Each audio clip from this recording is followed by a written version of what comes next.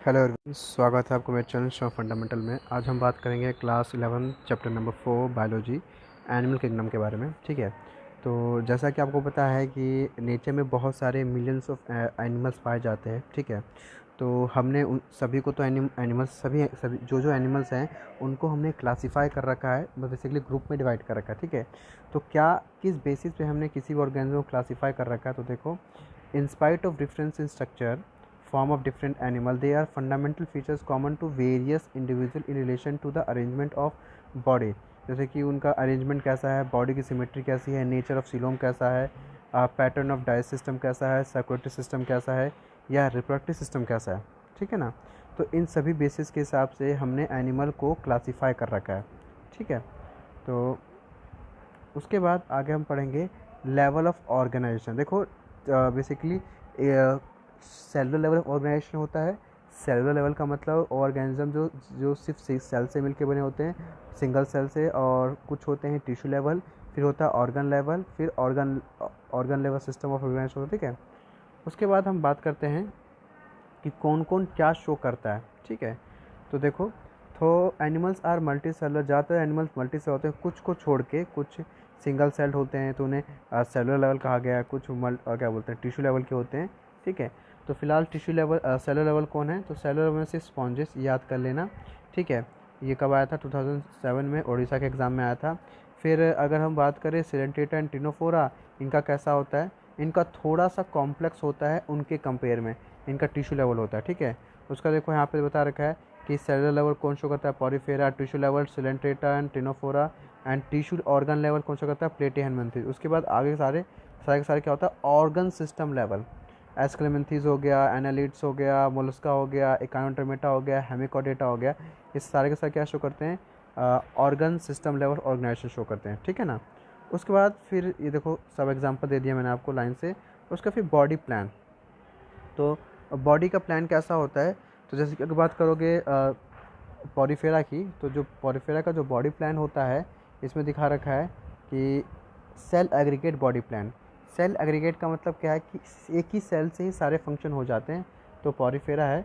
उसके बाद blind sac body plan का मतलब क्या होता है, ब्लाइंड सैक का मतलब क्या होता है, जैसे कि हमारे बॉडी में माउथ है, माउथ से खाना खाते हैं, और नीचे वेस्ट जनरेट करने के लिए एनस होता है, पर इनके पास माउथ और एनस दोनों अलग अलग नहीं होता, सिंगल ही होता है। ठीक है ना, तो ब्लाइंड सैक का मतलब क्या है कि इनके पास सिर्फ सिंगल ओपनिंग है, जिससे खाना आता है और वेस्ट भी जाता है। ठीक है, तो उतार रखा देखो, only one opening to the outside body that serve as a both mouth and anus. एक सिंगल ओपनिंग को जिसको हम माउथ एनस दोनों कह सकते हैं।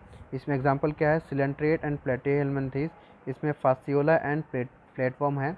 उसका ट्यूब विद इन ट्यूब का मतलब क्या होता है, तो wall under tube is form by Dutch. जैसे कि हमारा सिस्टम जो ट्यूब विद इन ट्यूब है, माउथ से स्टार्ट हुआ और लगातार पाइप लगे हुए हैं, और कहाँ तक ख़त्म होते हैं, एनस तक, कंटिन्यूस। ठीक है ना, तो digestive tract has a two opening mouth and anus, hence digestive system is complete. इसमें क्या जाता है, प्लेटिहेलमिन्थेस टू कॉर्डेट, प्लेटिहेलमिन्थेस से लेकर कॉर्डेट के सारे एग्जाम्पल आते हैं। ठीक है, फिर उसके बाद करते हैं प्रोटोस्टोमिया का मतलब क्या होता है। प्रोटोस्टोमिया एक फिनोमेना है जो ऑर्गेनिज्म होता है, जिसमें क्या होता है, इसमें पहले माउथ बनता है, उसके बाद आपका एनस डेवलप करता है। ठीक है ना, तो दिखा लिखा है mouth is first open then anus is develop. इसमें एग्जांपल एस्क्लेमेंथीज है, एनस है, ऑर्थोपोड है। ठीक है, उसके बाद आता है ड्यूट्रोस्टोमिया। ड्यूट्रोस्टोमिया में क्या है, इसमें जस्ट उल्टा है, इसमें पहले एनस बनता है, एनस बनने के बाद फिर क्या बनता है, माउथ बनता है। ठीक है ना, तो यहाँ से इकाइनोडर्मेटा से के कॉर्डेट तक होता है। ये ओडिशा के 2004 एग्ज़ाम में आया था। फिर सर्कुलेटरी सिस्टम भाई, ओपन होता है, क्लोज होता है। ओपन का मतलब क्या है, ओपन का मतलब पता होना चाहिए, जिसमें कोई प्रॉपर पाइप में फ़्लो नहीं करता, वो पूरे उनके बॉडी में फ़्लो करता रहता है बाहर। ठीक है, उनके सारे बॉडी के जो ऑर्गन हैं वो खून से नहाते हैं basically. Example arthropoda, Mollusca and hemichordata. फिर अगर क्लोज की बात की जाए, तो क्लोज का मतलब क्या होता है, इनका जो ब्लड होता है वो एक प्रॉपर पाइप में फ़्लो करता है, जैसे हमारी बॉडी में पाइप में फ़्लो करता है। ठीक है, तो बता रखा है blood is circulated through a series of vessel varying arteries, veins and capillaries. इसमें एग्जांपल एनल्स एंड सारे के सारे कॉर्डेट्स। ठीक है ना, तो ये होते हैं। तो फिर उसके बाद बात करते हैं हम जर्म लेयर की। ठीक है, तो जर्म लेयर क्या होता है, तो देखो भाई, जर्म लेयर का मतलब कि कोई भी ऑर्गेनिज्म है वो कितने लेयर का बना हुआ है।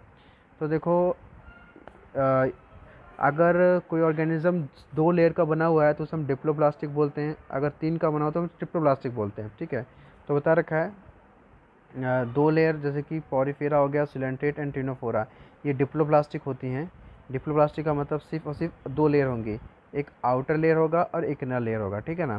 ट्रिप्लोप्लास्टिक का मतलब 3 लेयर, जैसे कि those in which developing एम्ब्रो has third germinal layer. Third मतलब क्या होता है, 3 लेयर होती है। तो इसमें कौन कौन सी होती है, जैसे कि म्यूजोडम होता है, एंडोडम होता है और एक्टोडम होता है, ठीक है, जो ट्रिप्लोप्लास्टिक होती हैं। और जो डिप्लोप्लास्टिक होता है उनमें सिर्फ और सिर्फ एक्टोडम होता है और एंडोडम होता है, म्यूजोडम नहीं होता, ठीक है। तो ये एग्जांपल है। उसके बाद अगर सिमेट्री की बात की जाए तो देखो, एक होता है बायलेटरल सिमेट्री और एक होता है रेडियल सिमेट्री, ठीक है। तो जैसे कि जो हमारा पहिया होता है ना, टायर, अगर आप टायर को देखोगे, टायर को आप कहीं से भी कट करो, सेंटर से कट करते हुए जाना। अगर से मान लो ये आपका ये टायर है, ठीक है, ये आपका सेंटर पॉइंट है। अगर मैं इस सेंटर पॉइंट से कोई लाइन पास करूँ, यहाँ से पास करूँ, तो देखना ये इक्वल इक्वल डिवाइड हो गया। अगर मैं इसको ऐसे लाइन पास करता इस सेंटर से, तो देखना ये और ये दोनों इक्वल डिवाइड हो गए। तो कहने का मतलब क्या होता है, इसे बोलते हैं हम क्या, रेडियल सिमेट्री, ठीक है। जो हर तरफ से कहीं से भी कट करो बिल्कुल इक्वली डिवाइड होता है, तो इसे हम रेडियल सिमेट्री बोलते हैं। और एक होता है क्या, एक होता है बायलेटरल सिमेट्री, जैसे ह्यूमन बीइंग जो है वो क्या है, बायलेटरल सिमेट्री है, ठीक है। तो ये एग्जाम्पल बता रखा है। और ए सिमेट्री का मतलब क्या है, जो इक्वल कटे ही ना, कहीं से भी ना कटे, ठीक है ना, ऐसे को हम बोलते हैं वो क्या है, ए सिमेट्रिकल, ठीक है। तो उसके बाद आगे देखते हैं। तो इसमें बता रखा है कि कौन कौन क्या शो करता है। इसमें बता रखा है देखो, कि जो आपका अमीबा होता है वो कैसा होता है, एसिमेट्रिकल होता है। और फिर रेडियल सिमेट्री कौन शो करता है, रेडियल सिमेट्री सिलेंट्रेट हो गया, जिसको सी एनोमेन कहते हैं, और एलिया, टिनोफोरा एंड इकाउंड्रोमा, इस सारे से क्या शो करते हैं, रेडियल सिमेट्री। और उसके बाद रेडियल का मतलब बता दिया। फिर sea anemone Adamsia have radial symmetry by radial symmetry. तो देखो ये कब का एग्ज़ाम में आया था, JK 2007, फिर CBSE 1997, CPMT 1998, ठीक है ना।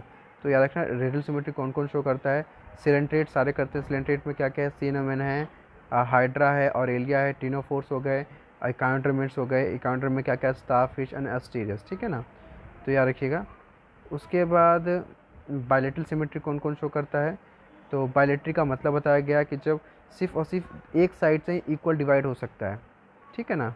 और अगर आपको वीडियो अच्छी लगी तो लाइक कीजिएगा एंड शेयर करें। Thank you.